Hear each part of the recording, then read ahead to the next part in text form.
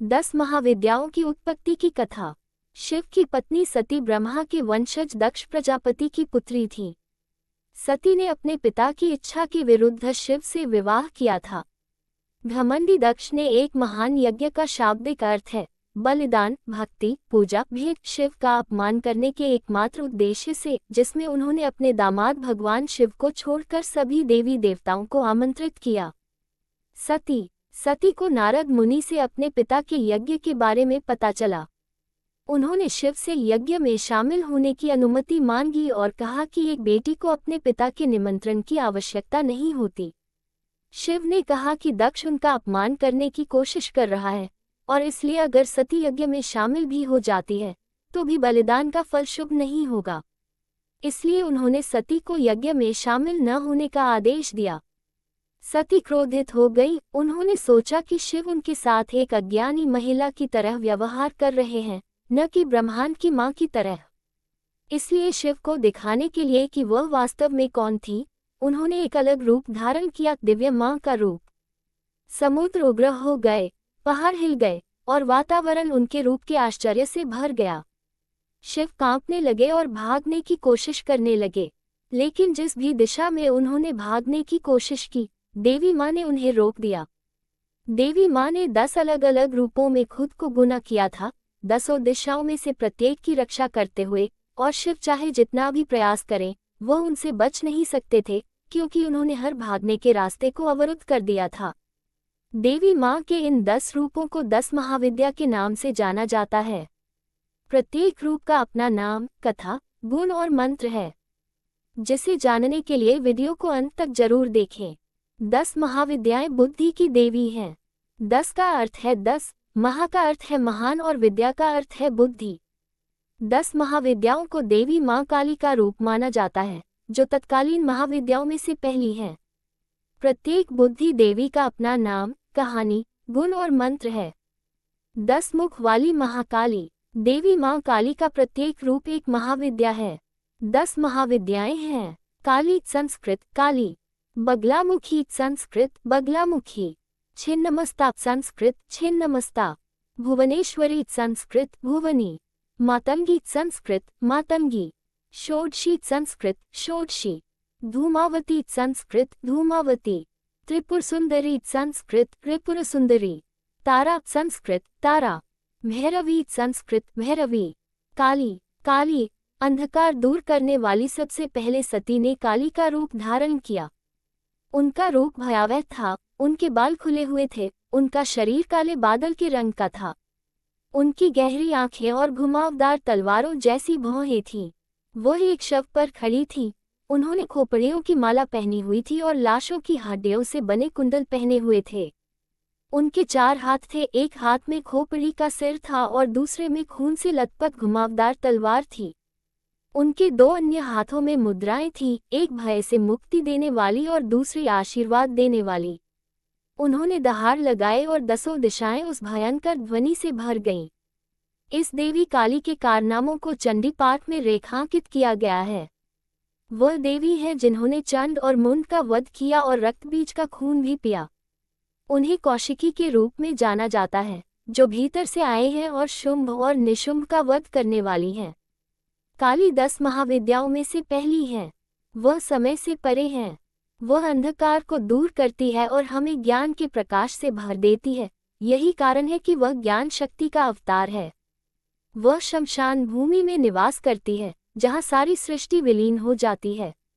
बगलामुखी बगला दूसरी महाविद्या है। उनकी कहानी सुने। एक बार सृष्टि में उथल पुथल मच गई और कई जगहों पर विनाश हो रहा था। श्री मां कहती हैं, जैसा कि दुनिया में वर्तमान परिदृश्य है। ब्रह्मा अपनी सृष्टि के बारे में चिंतित हो गए और सोचने लगे कि इस उथल पुथल का परिणाम क्या होगा। फिर उन्होंने ब्रह्मांड में शांति लाने के लिए ध्यान लगाया।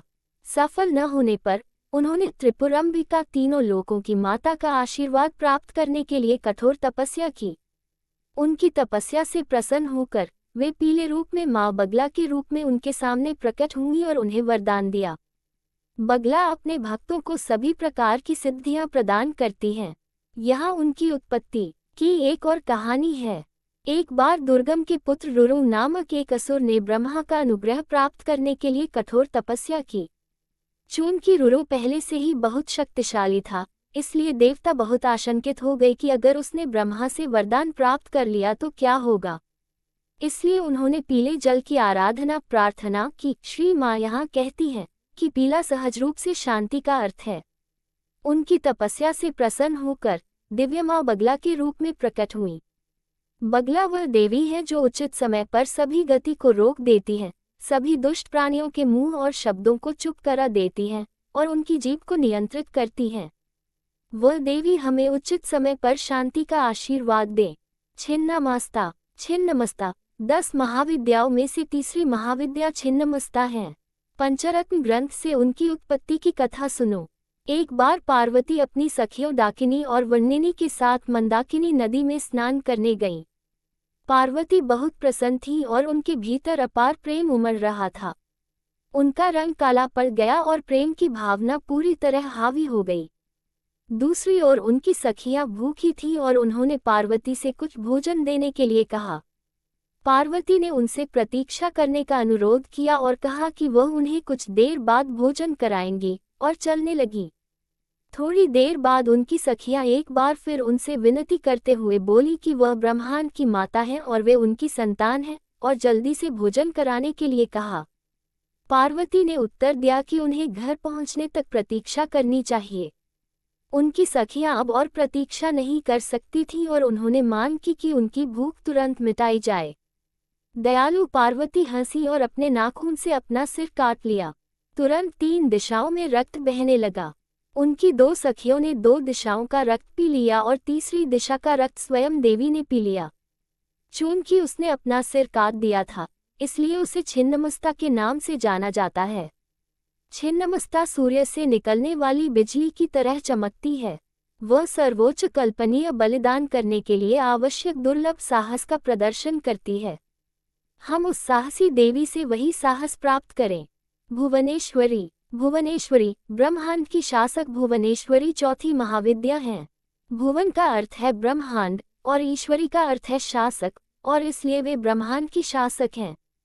उन्हें राजराजेश्वरी के नाम से भी जाना जाता है और वे ब्रह्मांड की रक्षा करती हैं। यहाँ प्रणतोषिनी ग्रंथ से उनके प्रकट होने की कहानी दी गई है। ब्रह्मा को ब्रह्मांड बनाने की इच्छा थी और उन्होंने सृजन की ऊर्जा क्रिया शक्ति को आमंत्रित करने के लिए गहन तपस्या की। परमेश्वरी ने उनकी तपस्या से प्रसन्न होकर उनके निमंत्रण का जवाब दिया और भूदेवी या भुवनेश्वरी के रूप में प्रकट हुई। वे लाल रंग की हैं, कमल के फूल पर विराजमान हैं। उनका शरीर दीप्तिमान है और रत्नों से चमक रहा है। वे अपने 2 हाथों में पाशम और घुमावदार तलवार अंकुशम रखती हैं और अन्य 2 हाथ आशीर्वाद और भय से मुक्ति की मुद्रा धारण करते हैं। वे शिव के हृदय में निवास करती हैं। भुवनेश्वरी प्रकट अस्तित्व की सर्वोच्च साम्राज्य हैं, चेतना को प्रकट करने वाली हैं। मातंगी। मातंगी समस्त इच्छाओं की सर्वोच्च देवी 5वीं महाविद्या मातंगी हैं। यहाँ उनकी उत्पत्ति की कहानी है। एक दिन माहेश्वरी अपने पिता के घर जाने की अनुमति लेने के लिए शिव के पास गईं। शिव उनके साथ जाना चाहते थे, लेकिन बिना बुलाए नहीं जा सकते थे। पार्वती ने हंसते हुए कहा कि उन्हें उनके साथ जाना चाहिए। शिव ने उत्तर दिया कि वे उनके साथ नहीं जाएंगे, बल्कि उन्हें वापस ले जाने आएंगे। उनकी अनुपस्थिति में शिव को उनकी याद आने लगी और उन्होंने एक आभूषण विक्रेता के भेष में उनके पास जाने का फैसला किया। जब उन्होंने आभूषणों का चयन किया और कीमत पूछी, तो शिव ने उनसे कहा कि यदि वे उनकी इच्छा पूरी करती हैं, तो वे उन्हें आभूषण दे देंगे। पार्वती आश्चर्यचकित थी कि कोई उनसे ऐसी बात करने का साहस कैसे कर सकता है। तब उन्हें एहसास हुआ कि विक्रेता कोई और नहीं बल्कि उनके भगवान शिव थे। उन्होंने शिव से कहा कि वे उनकी इच्छा पूरी करेगी, लेकिन अभी नहीं, और उन्हें भेज दिया। बाद में उस शाम वह एक दोस्त के साथ वहां गई जहां महादेव प्रार्थना कर रहे थे। उसने एक सुंदर बहिष्कृत लड़की, एक चांडाली का रूप धारण किया और यह सोचकर उनके पास गई कि वह उसे नहीं पहचानेंगे। उसे देखकर शिव ने पुकारा, हे सुंदरी शुभांगी, तुम कौन हो और यहाँ क्यों आए हो? पार्वती ने कहा, मैं एक चांडाली हूँ, मैं देवी बनने के लिए तपस्या करने आई हूँ, इसलिए कृपया मुझे परेशान न करें। तब शिव ने कहा, मैं शिव हूँ, मैं तपस्या का फल देता हूँ। यदि तुम मुझसे विवाह करोगी तो मैं तुम्हें पार्वती के समान बना दूंगा, इसमें कोई संदेह नहीं है। पार्वती समझ गई कि शिव ने उनके भेष को देख लिया है और उन्हें प्रणाम किया। उन्होंने कहा, हे दयादि देवा, आपसे कोई कुछ नहीं छिपा सकता, और इस अंतराल से बहुत खुश हुई। शिव ने कहा, देवी, आपने ये रूप इसलिए धारण किया क्योंकि आप मुझसे प्रार्थना करना चाहती थीं, और इसलिए मैं आपको मातंगी नाम देता हूँ। मातंगी सृष्टि के सभी अंगों का माप और सभी इच्छाओं की सर्वोच्च देवी हैं। षोडशी 16 अक्षर वाले मंत्र का प्रकटीकरण छठी महाविद्या षोडशी है। यह उनके आविर्भाव की कथा है। जब पार्वती ने अपना काली रूप त्यागकर गौरी का रूप धारण किया, तब शिव ने उन्हें बार बार काली कहकर पुकारा। पार्वती अपमानित होकर वहां से चली गईं। शिव अपने हृदय में चले गए और देवी का स्मरण करने लगे। परंतु देवी को प्रत्यक्ष न देखकर वे व्याकुल हो गए और सोचने लगे कि वह कहाँ चली गई। उस समय नारद मुनि वहां आए, जहां शिव ध्यान कर रहे थे। शिव ने नारद को ये घटना सुनाई और कहा कि काली ने उन्हें छोड़ दिया है। शिव और काली के बीच मतभेद सुनकर नारद बहुत प्रसन्न हुए। अपने ध्यान में नारद ने देखा कि पार्वती दुर्गम स्थान पर सुमेरु पर्वत पर ध्यान में बैठी हैं। शिव और पार्वती के बीच अलगाव बढ़ाने के लिए नारद वहां गए, जहां पार्वती ध्यान कर रही थी, और कहा कि शिव किसी अन्य स्त्री के साथ संबंध बना रहे हैं। उन्हें रोकना आपके लिए उचित होगा। जब देवी ने नारद के मुख से यह सुना, तो वे क्रोध से भर गईं। इस भयंकर क्रोध में देवी ने 16 वर्ष की सबसे सुंदर युवती षोडशी का रूप धारण किया और शिव के सामने प्रस्तुत हुई। शिव के वक्षस्थल पर अपनी छाया को देखकर और उसे दूसरी स्त्री समझकर वे और भी क्रोधित हो गईं और बोली, जब हमारा विवाह हुआ था तब आपने अपना हृदय मुझे दे दिया था। जब हमारा विवाह हुआ था तब आपने अपना हृदय मुझे दे दिया था। अब आप अपना हृदय किसी दूसरी स्त्री को कैसे दे सकते हैं? जब शिव ने काली के शब्द सुने तो उन्होंने उत्तर दिया, मेरे हृदय को ध्यान से देखो। मेरे हृदय में जो स्त्री तुम देख रही हो वह तुम्हारा ही प्रतिबिंब है। जब देवी ने ध्यान से देखा और ध्यान किया तो उन्होंने बड़ी संतुष्टि के साथ पूछा, मैंने अभी तुम्हारे हृदय में जो स्त्री देखी है उसे किस नाम से जाना जाए? काली का प्रश्न सुनकर शिव ने उत्तर दिया, तुम्हारा यह नया रूप महाविद्याओं में से एक है और उसका नाम षोडशी होगा, जो 16 महाविद्याओं को प्रकट करती है। इस रूप में तुम श्रेष्ठता प्रकट करोगी। षोडशी शिव और शक्ति, सभी कामनाओं की सर्वोच्च देवी के 16 अक्षरों को जोड़ती है। धूमावती निराशा दूर करने वाली 7वीं महाविद्या धूमावती है। यहाँ उनकी उत्पत्ति की कथा है। एक दिन महादेव कैलाश में बैठे थे और पार्वती उनकी गोद में थी। उन्होंने शिव से कहा कि उन्हें बहुत भूख लगी है और उनसे कुछ खाने को लाने का अनुरोध किया। शिव ने उन्हें कुछ देर प्रतीक्षा करने को कहा और ऐसा कहकर वे ध्यान में चले गए।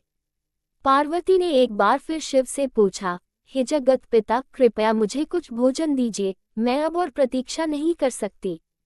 जब शिव ने उन्हें दूसरी बार प्रतीक्षा करने को कहा तो पार्वती इतनी भूखी थी कि वे आक्रामक हो गईं। तीसरी बार ऐसा हुआ, पार्वती सहन नहीं कर सकी और उन्होंने अपनी भूख शांत करने के लिए शिव को खा लिया।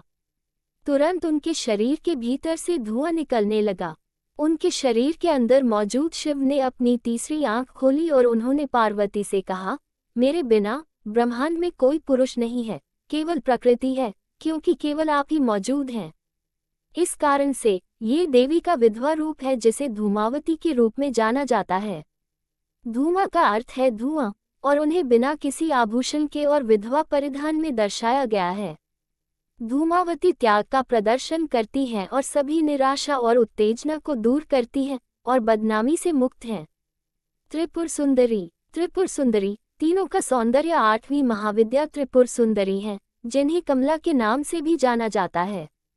महालक्ष्मी का एक रूप, वे धन का प्रतीक हैं। उनका शरीर सुनहरे रंग का है और वे सोने के कमल पर विराजमान हैं। यहाँ उनकी उत्पत्ति की कहानी है। एक दिन स्वर्ग के शासक इंद्र ने रंभा को देखा और उसकी सुंदरता को देखते रह गए। उस समय भयंकर ऋषि दुर्वासा प्रकट हुए और उन्होंने इंद्र को एक माला दी। लेकिन इंद्र ब्रह्मा पर अभी भी मंत्रमुग्ध थे, उन्हें यह एहसास नहीं था कि वे क्या कर रहे हैं और उन्होंने माला अपने हाथी ऐरावत को दे दी। दुर्वासा अपने प्रति किए गए अनादर से क्रोधित हुए और तुरंत इंद्र को श्राप दिया, तुम देवताओं के राजा हो, लेकिन फिर भी तुम महिलाओं के साथ खेल रहे हो। तुम लक्ष्मी को खो दोगे, वह तुम्हारा राज्य छोड़कर चली जाएगी। देवी लक्ष्मी ने श्राप का पालन करते हुए स्वर्गलोक छोड़ दिया। देवता और असुर दोनों ही क्षीर सागर क्षीर समुद्र में पहुंचे। उन्होंने मंदरा पर्वत को केंद्रीय धुरी के रूप में और अनंतनाग को रस्सी के रूप में पर्वत को हिलाने के लिए इस्तेमाल किया। भगवान विष्णु ने पर्वत को सहारा देने के लिए एक बड़े कछुए का रूप धारण किया। असुरों और देवताओं ने सांप के विपरीत छोरों को लिया और समुद्र का मंथन किया। जब उन्होंने मंथन किया तो बहुत सारे सुंदर प्राणी और वस्तुएं प्रकट हुई, जिनमें उच्चैश्रवा, दिव्य घोड़ा, धन्वंतरी चिकित्सा के देवता, सुदर्शन चक्र, पारिजात फूल शामिल थे। और फिर लक्ष्मी प्रकट हुई। जब उन्होंने लक्ष्मी को देखा तो देवताओं ने उन्हें सबसे बड़े सम्मान के साथ एक आसन दिया। उन्होंने उनका अभिषेक किया, उन्हें कमल की माला भेंट की और उनसे उनके साथ रहने का अनुरोध किया, जिस पर वह सहमत हो गईं। वह त्रिपुर सुंदरी के रूप में जानी गईं। त्रि का अर्थ है 3, पुरा का अर्थ है एक शहर और सुंदर का अर्थ है सुंदर। त्रिपुर सुंदरी 3 शहरों या तीनों में से एक सुंदर है। वह सभी प्रकृति में करुणा की पूर्णता को प्रकट करती है। तारा सभी मनोवृत्तियों की प्रकाशक। जब भगवान शिव ने सती को अपने पिता के यज्ञ में शामिल न होने का आदेश दिया तो सती क्रोधित हो गई और उन्होंने काली का भयानक रूप धारण कर लिया, जिससे शिव दूसरी दिशा में भाग गए।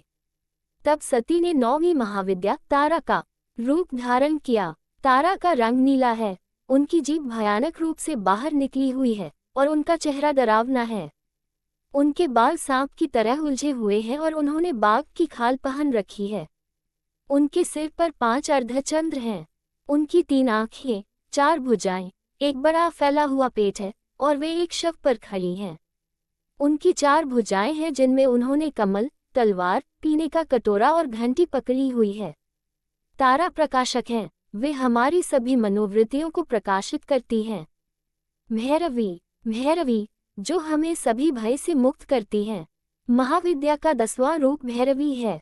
उनके कई नाम हैं, जिनमें त्रिपुर भैरवी, संपत प्रजा भैरवी, कौलेश भैरवी, सिद्धिदा भैरवी, भय विद्वान भैरवी, चैतन्य भैरवी, कामेश्वरी भैरवी, नित्य भैरवी और रुद्र भैरवी शामिल हैं। उनका शरीर उगते सूरज के रंग का है।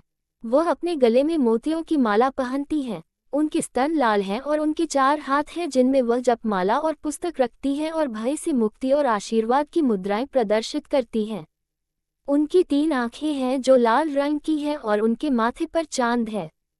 भैरवी काली का रूप है, जिन्होंने चंड और मुंड का वध किया था।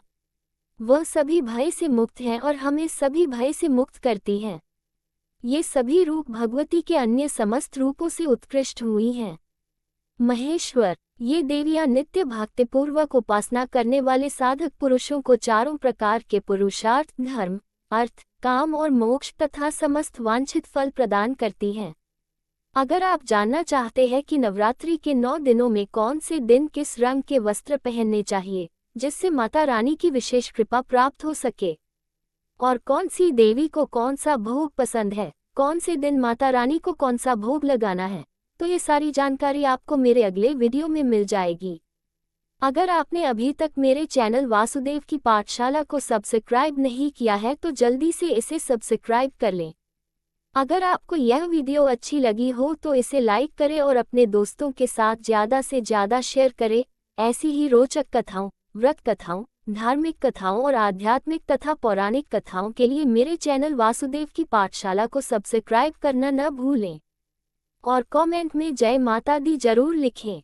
धन्यवाद।